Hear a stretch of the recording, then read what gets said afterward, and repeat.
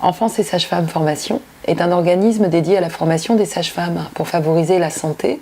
et le développement du nouveau-né, du nourrisson, de l'enfant et de sa famille. C'est un organisme de formation qui est agréé par l'Agence nationale du développement professionnel continu, qui amène donc des garanties par rapport à son contenu scientifique, qui répond aux méthodologies de la HAS, par niveau de preuve, que ce soit pour les connaissances ou les pratiques, et puis également par rapport à son contenu pédagogique. Aujourd'hui, nous sommes dans cette commission scientifique au nombre de 4. Une collègue sage-femme, consultante en lactation, qui a une grande expérience clinique. Un collègue médecin pédiatre libéral et de maternité niveau 2,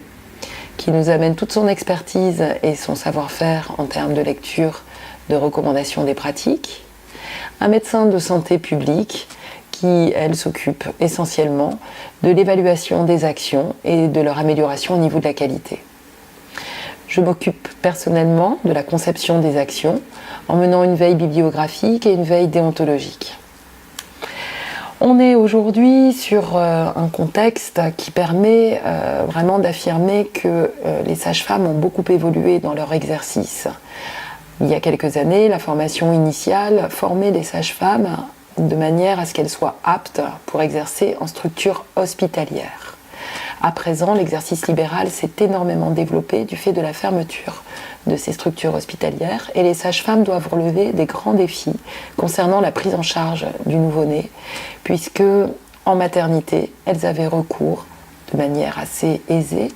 à des ressources techniques, que ce soit au plan humain ou au plan des moyens, alors qu'en libéral, elles sont dans un environnement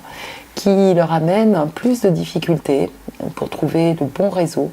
et pour effectuer des diagnostics qui soient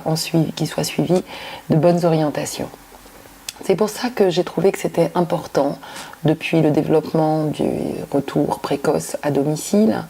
de favoriser la formation des sages-femmes de manière à ce qu'elles se sentent de plus en plus efficientes pour assumer cette surveillance, d'autant qu'à présent, elles peuvent également effectuer des consultations intercurrentes à la demande des parents jusqu'à la visite postnatale des 8 semaines et qu'elles revoient bien souvent les parents qui ont fait le choix de l'allaitement bien au-delà pour effectuer la surveillance pondérale, qu'elles sont amenées également à voir les patientes dans le cadre du suivi gynécologique de prévention, dans le cadre de la rééducation périnéale, et de se faire répondre à leurs questions concernant le sommeil et les pleurs, les rythmes de leur enfant.